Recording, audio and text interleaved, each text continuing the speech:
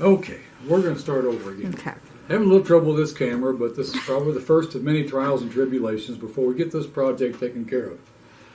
My name is Dan Schultz. I was born June 19th, 1946 here in Evansville. Been here my entire life with the exception of a few years in the Navy and 6 years when my dad was working for Boeing Aircraft when I was a kid. We were out in Wichita, Kansas.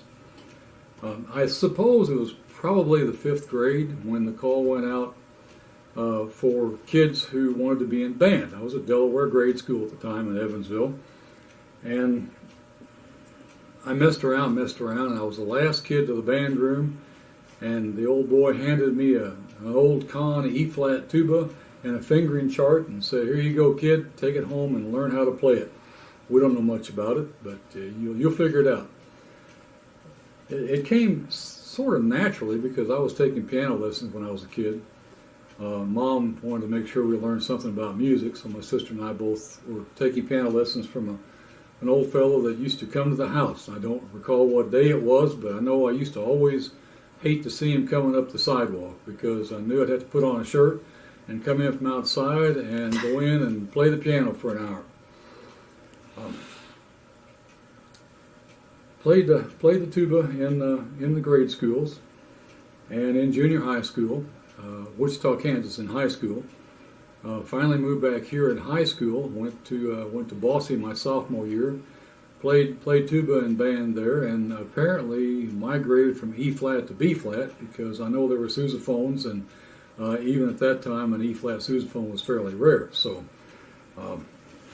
played on through high school, and enlisted in the Navy in January 1965, and I continued to play in the Navy, but not in the Navy band. I was a cryptologic technician, but wherever I went, they had a command band, and that's what I did. Played in the bands at various commands, the one in Pensacola, Florida, and then later when I went to Edsall, Scotland for 2 years, I played in brass bands over there because the command there was too small to have a band. But there were local brass bands that I managed to play in, and it was fun. It was good to keep up with the music. But when I got back home here in 1967, late '67, I quit playing the tuba and didn't pick one up again until I think it must have been 1998. Terry and I had just got married in '98, and we discovered that both of us had a little bit of an interest in music from our high school days. She had played an old C melody sax that belonged to her mom. She retrieved the sax from her mom, and I found an old E-flat tuba over in St. Louis, which was it was a terrible horn, but it got me going again, got me started. We kicked around for about 2 years, I guess, and couldn't really find anybody to play with. So we started a community band, which basically started off in our living room on Sunday nights with what originally was a bunch of bluegrass guys. A guy would show up with a washboard, and a guy would show up with a banjo, and once in a while people would show up with real instruments, and of course there wasn't much to do besides listen to somebody pick a banjo or something. So we pulled the plug on it, and started back up again a little later in February of 2000, which ironically was leap year day. February 29th was our first meeting, and we put together a little bit of music out of the 7 or 8 people that were there, and a reporter showed up the following week from the newspaper. She did a nice article on us, and the next week we had 18 or 19 people, and we've never looked back. Today we have 50, 60, 65, sometimes at concerts, and usually about 50 or 55 for rehearsals. But why was it called the Old Dam Community Band? Well, it was called the Old Dam Community Band because at the time I was on the advisory council for the Parks Board, and I managed to finagle the use of the old Lock and Dam building, which was part of the parks system here in Newburgh, to rehearse on Tuesday nights. So originally I rented the building myself out of my pocket, And then after we'd been were going for a couple of months, I appealed to the Parks Board and was granted permission to use it for free. And we continued there for maybe 8 or 9 years.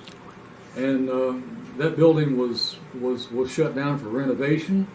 We went briefly to the Kiwanis building in Newburgh, but it was too small and totally inappropriate. We were there for a couple of months, and then eventually ended up at the junior high school, which is where Jerry Reese, who is our current conductor, was teaching.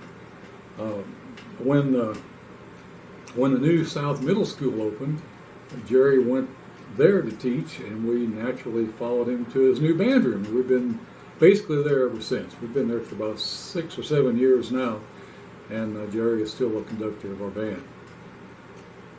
I don't know what else I need to tell you about myself other than I'm currently playing with the Rhine Valley Brass, which is a house band at local Germania Manticore. I play with the Hottie Shrine Brass Band. I play with the Old Dam Community Band.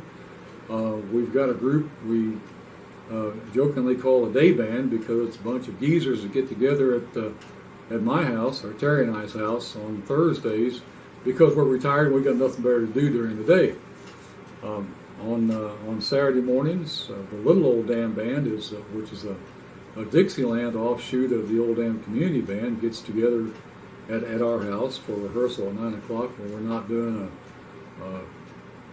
a gig somewhere at a nursing home or something.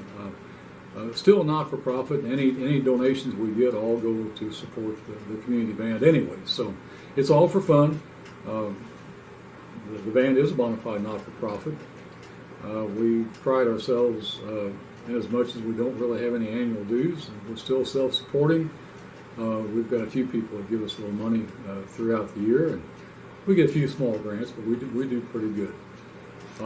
Do you play in any other bands? Well, I played in a lot of other bands. I mentioned a few of them, the Germania Manticore and the Shrine Band and the Little Old Dam Band and the Day Band. We occasionally go to Owensboro and play there. We enjoy the Owensboro Band. That was founded by one of our old band members, Hugh Whitaker, years past. Hugh's been gone a few years now, but one of the reasons why we want to do some of these video interviews is so we don't miss any more of these guys.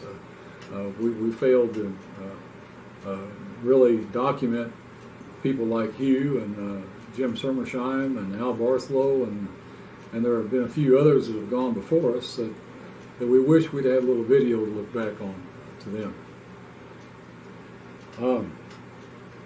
I don't know, is there anything else I need to cover here? Well, you also play in the brass band. Oh yeah, the River Brass, which was formerly known as the Bend the River Brass Band, and this is a fairly high-end British-style brass band. In fact, we're going to go into a competition again this year with the National Association of Brass Bands. We did take first in our class a few years back, and we took a second, I think, and we've changed sections this year into a tougher section. I don't know if we'll get a first or not, but you never know. So that band is conducted by Farrell Bunner, who is now the middle school teacher at the South Middle School where we currently rehearse. Jerry Reese is retired, and Farrell has replaced him there. What else do we need to know? The teleprompter is not working very well here, so I need to look over here. Oh yeah, the musical instrument repair stuff. I worked as an automation engineer went to work in 73 in the engineering department at Guardian Automotive, which was then Windsor Plastics, and spent right at 30 years, over 30 years, in the field of automation and robotics. And the last job was a sales engineer for a local automation outfit. That job went south in 2003, I believe it was. I had been repairing musical instruments for a couple of years anyway as a hobby.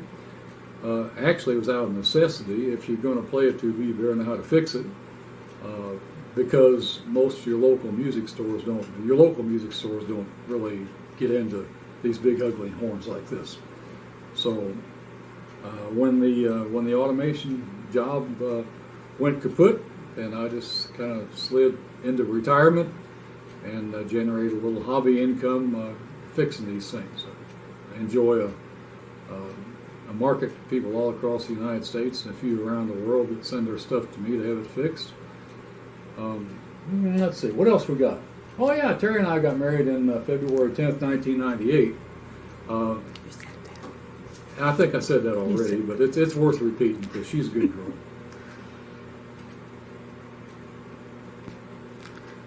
I don't know. Well, you've already got 11 minutes. Yeah. We put a cap of 15 minutes on this, and I've already blabbed for 11, so I think I'm going to leave it at that. And this is the kind of thing that we'll probably put it on a YouTube link and link it to my picture on the band's website, and challenge everybody else to give us maybe up to 15 minutes of biography. And if you want to know something else about me, I guess you're just going to have to ask some other point in time. Bye.